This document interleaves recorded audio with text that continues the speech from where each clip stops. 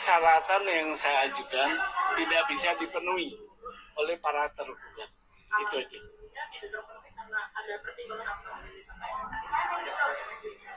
Ya, kelihatannya pertimbangannya karena institusi, gitu. Ya, saya menyarankan dua. Di dua persyaratan itu, satu minta maaf, kedua mundur dari jabatannya masing-masing. Tapi itu nggak bisa dipenuhi. Itu aja. Dua-duanya siapa tidak mau, Pak? Ya dua-duanya tidak memenuhi persyaratan apa yang saya minta. Itu. Mediasi gagal total, teman-teman.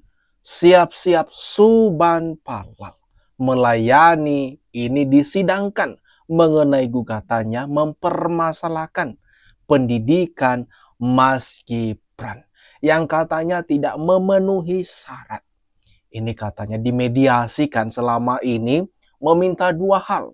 Yang pertama, KPU ini minta maaf, Mas Gibran juga minta maaf, kemudian meminta supaya Mas Gibran ini mundur dari jabatannya sebagai wakil presiden. Nah, mediasi jelas gagal. Sekarang masuk ke persidangan di pembuktian. Siap-siap Suban Palal ini kalah telak dengan bukti, dengan segala bukti yang ada. Enggak, intinya itu aja. Intinya itu. Artinya gini, dua persyaratan yang saya ajukan untuk damai itu nggak bisa dipenuhi oleh para tergugat. Itu aja. Intinya itu. Sidang selanjutnya yaitu jawaban, terus duplik, replik, duplik, terus pembuktian, mudah-mudahan sampai pembuktian ya. Nah, nanti kita buka-bukaan di pembuktian.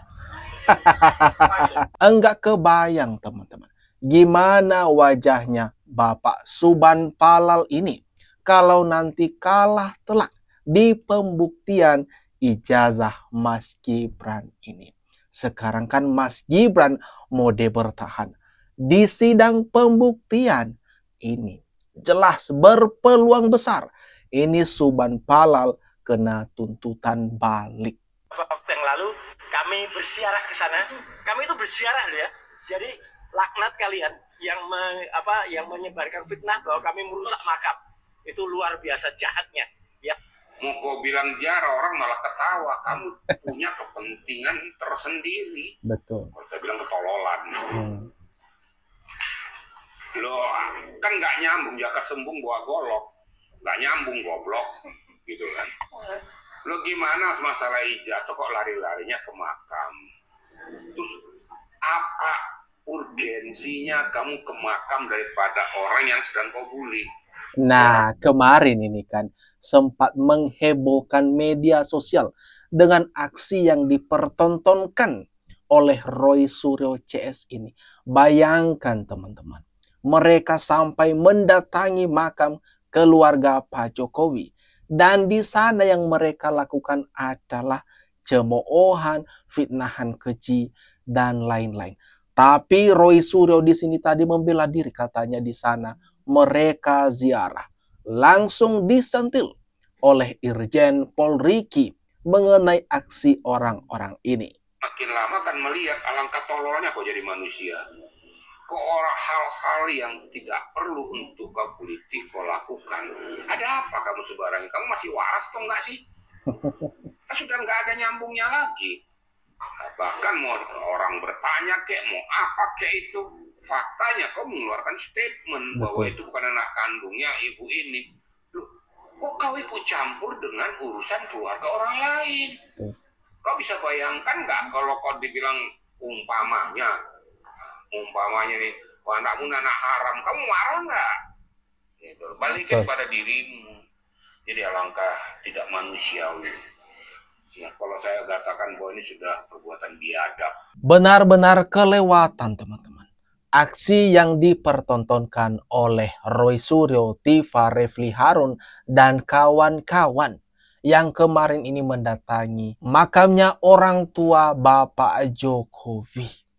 Ini banyak elemen masyarakat yang sangat geram, gerah dengan aksi-aksi mereka? Atau menurut kalian sendiri, bagaimana nih teman-teman? Kita ketat dengan domain kita masing-masing. Saya ketat dengan domain perilaku karena kultur budaya itu kaitannya dengan perilaku ya. Kemudian Pak Roy Suryo itu terkait dengan telematika, informatika, digital forensik ya. Jadi kami ketat. Kemudian juga dari aspek hukum ya, nanti Pak Refli Harun juga mengembangkan tulisan, juga Pak Dr. Taufik. Jadi memang kami komprehensif sekali. Pisau analisis yang kami lakukan tuh benar-benar komprehensif.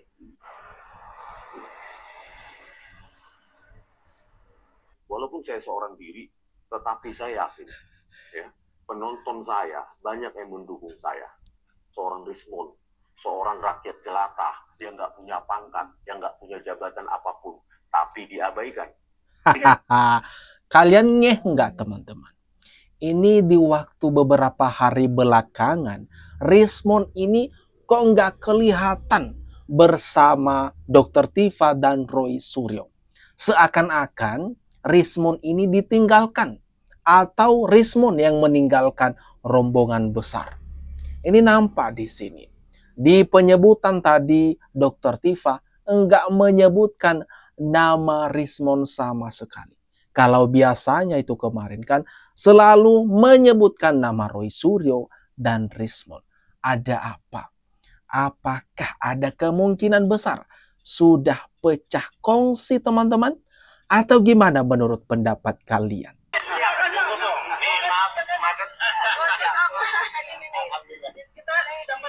Silakan Pak Roy, sini Pak Roy. Nah di sini ya, nggak ada kelihatan Rismon ya. Ya, alhamdulillah. Udah nih, Sudah.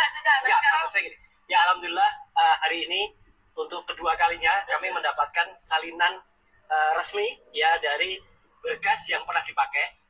Kali ini adalah dipakai oleh Joko Widodo ketika mengikuti Pilkada DKI Jakarta tahun 2012 ya. Jadi ini akan menjadi bukti sangat kuat bagi kami untuk meneruskan perjuangan kami, karena apa yang ada di berkas ini adalah sama atau identik dengan yang sudah kami teliti, dan kami berkesimpulan 99,9% ini adalah palsu ya gitu. Jadi artinya apa? Dari sisi dimensi, meskipun ini adalah fotokopi, tetapi fotokopi itu tidak merubah yang namanya jarak, struktur dan sebagainya. Yang di sini sangat nyata. Bagaimana huruf Z itu ada agak ke atas, dan di mana huruf A-nya itu keluar dari logo, mencotot keluar. Artinya apa? Ini berbeda dengan 3 ijazah pembanding lainnya, 1115 milik Frorojiwo, 1116 milik almarhum Hari Mulyono, yang beberapa waktu yang lalu kami bersiarah ke sana. Kami itu bersiarah ya. Jadi laknat kalian yang menyebarkan fitnah bahwa kami merusak makam. Waduh. Ini gimana menurut pendapat kalian teman-teman? Ini memang sudah 2 diklaim daripada Roy Suryo mendapatkan salinan ijazah Bapak Jokowi dari KPU. Tapi disayangkan sekali, cepat sekali menyimpulkan segala sesuatu itu palsu. Di sini Roy Suryo lagi-lagi mengeluarkan statement, yakin sekali dia kalau 99,9% ijazah Bapak Jokowi itu palsu. Dan kejanggalan lainnya teman-teman, dapat kalian ketahui di sini. Cuma ada Dr. Tifa dan Roy Suryo. Kemanakah Rismon sekarang teman-teman? Ada apa di balik ini semua? Apakah benar sudah mulai retak, pecah kongsi? Berarti asli atau palsu nih Bang? Karena kan UGM juga sudah melegalisir ya. Kalau ini kan dokter primer. Ini yang dipakai diantar oleh calon waktu itu Bapak Presiden, Bapak Jokowi sebelum jadi presiden, ya kan, diantar ke KPU, tapi yang sudah dilegis oleh UGM. Ini sudah pasti ada di UGM. Seperti itu. Sudah pasti ada juga yang Iya. Aslinya. Asli. UGM itu juga nggak ada yang asli. Asli itu cuma satu di dunia. Di kubu yang punya asli itu cuma satu di dunia. Di kubu yang punya UGM itu juga hanya punya seperti ini. Tapi dia lebih terverifikasi karena dilengkapi dengan riwayat pendidikan si orang yang minta legalisir. Nah, jadi berarti kalau legalisir UGM berarti UGM bisa coba benar ini mahasiswa asli kami. seperti itu berarti. Iya. Seperti itu. Iya. Biasanya. Iya. Secara tak sadar, Bonatua Silalahi mengakui keaslian daripada ijazah Pak Jokowi. Sebenarnya logika sederhananya kan teman-teman gini. Salinan ijazah Bapak Jokowi yang diperoleh oleh Roy Suryo dan Tifa ini kan sudah dileges. Artinya kemarin kan Pak Jokowi mendatangi kampus UGM. Lalu pihak UGM melegalisir, artinya mengakui dan mengatakan bahwa ijazah Bapak Jokowi itu asli lewat pembubuhan leges di salinan atau kopian ijazah Bapak Jokowi. Artinya salinan tersebut diakui oleh pihak UGM. Lalu apalagi masalahnya teman-teman? Sebenarnya sudah clear kalau seperti ini. Gimana nih kalau menurut pendapat kalian teman-teman? Jangan lupa tinggalkan komentarmu di kolom komentar yang ada di bawah